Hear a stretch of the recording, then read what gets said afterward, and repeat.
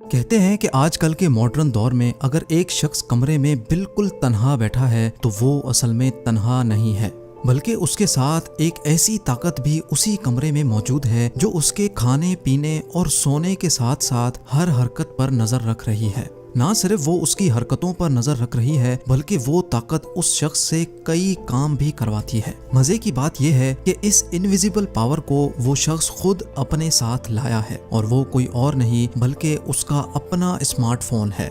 GeM TV की videos में एक बार फिर से खुशामदीद। नाजरीन, आजकल के दौर में शायद ही कोई आदमी ऐसा होगा जो सोशल मीडिया से दूर होगा। चाहे कोई सा भी स्मार्टफोन यूजर हो, उसके फोन में ट्विटर, फेसबुक, इंस्टाग्राम और यूट्यूब जरूर मौजूद होगा। ये सोशल मीडिया अब इतना ज्यादा पावरफुल हो चुका है कि ये एप्लीकेशंस बनाई तो स्मार्टफोन के लिए गई थी, लेकिन अब स्मार्टफोन्स ही सोशल मीडिया के लिए बनाए जाते हैं। जैसे जैसे दिन गुजरते जा रहे हैं, सोशल मीडिया की पावर मजीद बढ़ती जा रही है। हत्ता कि world super power United states का प्रेसिडेंट भी अब ट्विटर के जरिए ही लोगों से इंटरेक्ट करता है। हम में से अक्सर लोग यही समझते आ रहे हैं कि सोशल मीडिया एक फ्री टूल है जिसके जरिए इंफॉर्मेशन और एंटरटेनमेंट हासिल की जा सकती है, लेकिन असल बात जानकर यकीनन आपके रोंगटे खड़े हो जाएंगे।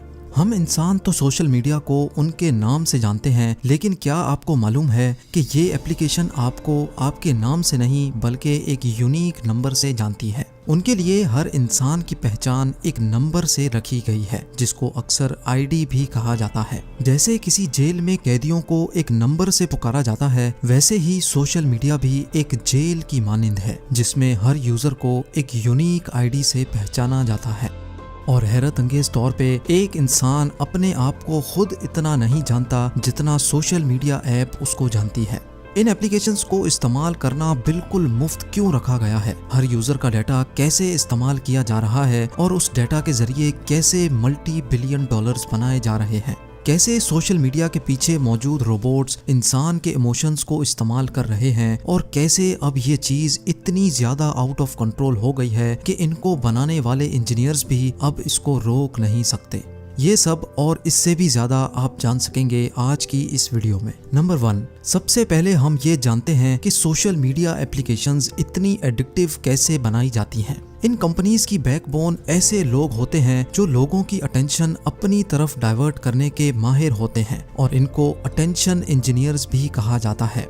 ये वही अटेंशन इंजीनियर्स होते हैं जो कैसीनोज में मुख्तलिफ गेम्स डिजाइन करते हैं।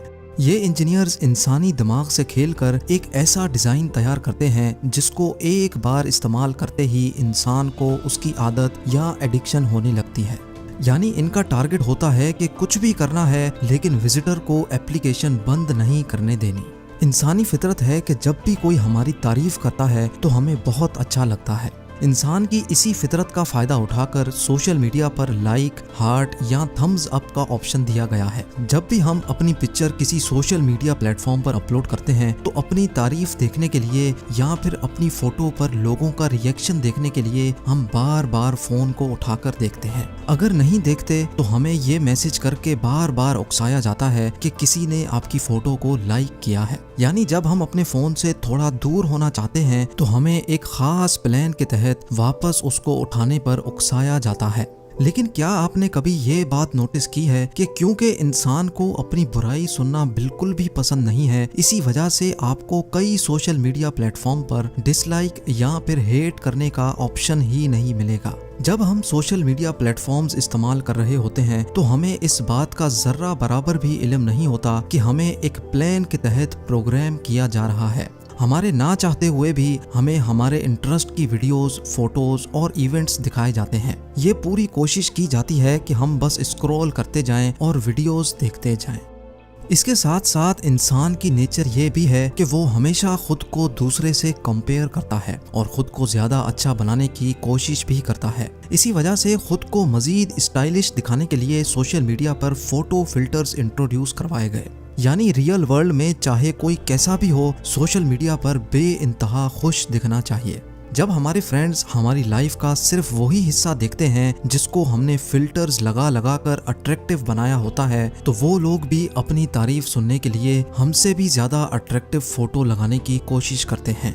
बात अब यहाँ तक पहुँच चुकी है कि हम सिर्फ अपनी फोटो या वीडियो पर लाइक्स पाने के लिए ऐसे ऐसे एक्शंस करते हैं जो हम अपनी रियल लाइफ में करना अफोर्ड भी नहीं कर सकते। और ये सब कोई इत्तेफाक नहीं बल्कि ये एक प्लान्ड प्रोग्राम है जो हमसे करवाया जा रहा है।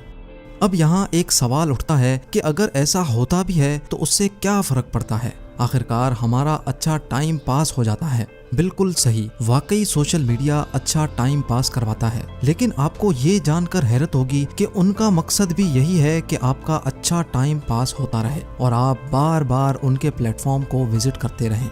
लेकिन इस टाइम पास के बारे में मेडिकल साइंस क्या बोलती है, ये जानकर जैसे मुझे शौक लगा था वैसे आप भी हैरान रह जाएंगे। एक्सपर्ट्स का मानना है कि जब हम कोई वीडियो या फोटो अपलोड करते हैं तो हमारा दिमाग अपनी तारीफ देखने के लिए हमें बार बार फोन चेक करने पर मजबूर करता है, और जैसे ही हमें वो खास चीज मिल जाती है जिसका हम इंतजार कर रहे होते हैं तो हमारे दिमाग में एक खास केमिकल रिलीज होता है जिसको डोपामिन कहा जाता है। जैसे ही ब्रेन में डोपामिन रिलीज होता है तो हमें खुशी होती है और हम रिलैक्स हो जाते हैं। मेडिकल साइंस का मानना है कि सोशल मीडिया देखने से जो डोपामिन रिलीज होता है उसकी क्वांटिटी उतनी ही होती है जितनी कोकेन इस्तेमाल करने से रिलीज होती है। जब डोपामिन हमारी बॉडी में स्पाइक करता है तो उस वक्त हम बहुत खुश होते हैं, लेकिन जैसे ही उसकी क्वांटिटी वापस नॉर्मल हो जाती है तो हमें दोबारा से उसकी तलब होने लगती है। लेकिन दोबारा डोपामिन मिलने का ट्रिगर हमारे पास नहीं है, बल्कि ये ट्रिगर सोशल मीडिया के पीछे बैठे रोबोट्स के पास होता है। ये रोबोट डिसाइड करता है कि हमारी फोटो कब तक लोगों की फीड पर दिखानी है।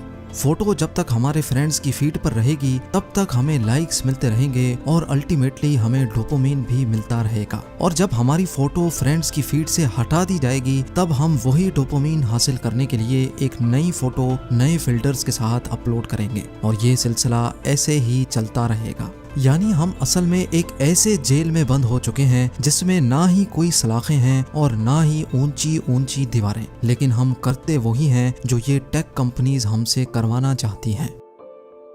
नंबर 2, लेकिन ये टेक कंपनीज ऐसा करती क्यों हैं? आखिर इनका ये सब करने का मकसद क्या होता है और सोशल मीडिया इस्तेमाल करने की ये सारी सर्विसेज फ्री क्यों होती हैं? सबसे पहले तो आप ये समझ लें कि अगर आप कोई ऐसी प्रोडक्ट खरीद रहे हैं जिसकी कोई कीमत ही नहीं है तो जान लें कि उधर आप खुद एक प्रोडक्ट हैं, यानी आपको ही बेचा जा रहा है। जी हाँ, फर्ज कर लें कि एक ग्रोसरी स्टोर के बाहर लिखा है गेट फ्री चॉकलेट। जब आप फ्री चॉकलेट लेने स्टोर में एंटर होते हैं तो उससे उनको 2 किस्म के फायदे होते हैं। एक तो ये कि जब दूसरे लोग देखेंगे कि स्टोर में रश लगा हुआ है तो इंसानी फितरत है कि उनका भी वहां जाने को दिल करता है। जितने ज्यादा लोग स्टोर में एंटर होते हैं उतनी ही ज्यादा स्टोर की सेल बढ़ने का चांस भी होता है। और दूसरा फायदा उनको ये होता है कि जब आप अपना फ्री चॉकलेट मांगेंगे तो आपको या तो कोई फॉर्म फिल करना होगा या फिर कम से कम भी वो आपसे आपका सेल फोन नंबर मांगेंगे, यानी वो सिर्फ एक चॉकलेट के बदले आपसे आपका डाटा ले लेते हैं।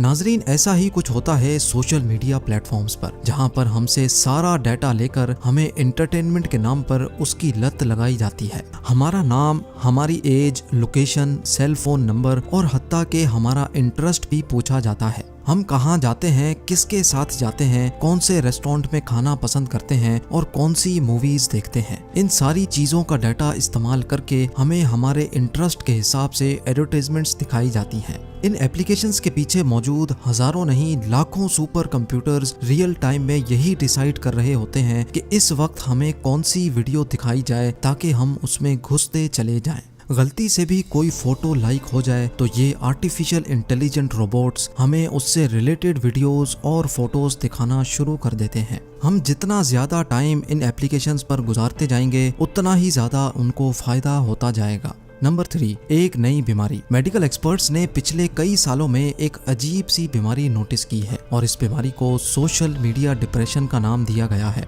अमेरिका में लाखों नौजवान लड़के और लड़कियां इस बीमारी में पाए गए हैं। डॉक्टर्स का मानना है कि जब हम दूसरों की लाइफ का फेक पार्ट सोशल मीडिया पर देखते हैं तो हम खुद को उनसे कंपेयर करते हैं। हम खुद को एक ऐसे इंसान से कंपेयर करने लगते हैं जो अपनी लाइफ का सिर्फ 1% हिस्सा दिखाता है और बाकी 99% हिस्से छुपा रहा होता है। नौजवान अपनी फीड देखते जाते हैं और लोगों की जिंदगी के फेक पार्ट से अपनी लाइफ को कंपेयर करते जाते हैं। इससे उनको एंजाइटी डिसऑर्डर और डिप्रेशन जैसी बीमारियां बहुत छोटी एज में ही घेर लेती हैं। कई नौजवान जब ये सब बर्दाश्त नहीं कर पाते तो वो सुसाइड भी कर लेते हैं। क्या आपको मालूम है कि सोशल मीडिया के आने के बाद सिर्फ अमेरिका में सुसाइड का रेशो 151% बढ़ चुका है और जो मजीद बढ़ता चला जा रहा है। जिन इंजीनियर्स ने सोशल मीडिया के प्लेटफॉर्म्स पर दिन रात मेहनत करके ये रोबोट्स तैयार किए थे, उनका कहना है कि हमें खुद इस बात का इल्म नहीं था कि एक दिन ये चीज इतनी भयानक शक्ल इख्तियार कर लेगी। अब ये मामला इतना आउट ऑफ कंट्रोल हो चुका है, इतनी ज्यादा नेगेटिविटी फैल चुकी है कि इसको अब अंडू करना पॉसिबल नहीं है। Mr. Zuckerberg, would you be comfortable sharing with us the name of the hotel you stayed in last night?